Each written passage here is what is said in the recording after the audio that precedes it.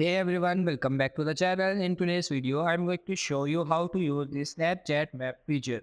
First of all, open up the Snapchat application and then select the map location at the bottom left corner. Once you do, you need to turn on the location on in order for this feature to work properly. Open your notification bar and then turn on your location so that this feature can work efficiently. After Snapchat has located you, you can see there are multiple options to choose from. You can discover places. For example, you can search for a landmark and then tap on it, and all of the snaps that have been clicked there will be land over there.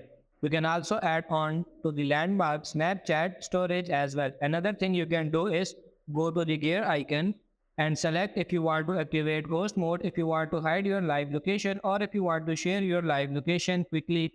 Also on the top right corner, you can see some features that can toggle the menu for memories, for satellite view. So if you are into that, you can also toggle that on, and there you go. Those are all of the options you can use with the Snapchat map feature. So that's pretty much it for this video. I hope this video was helpful. If it is, like it and subscribe to the channel. Thank you.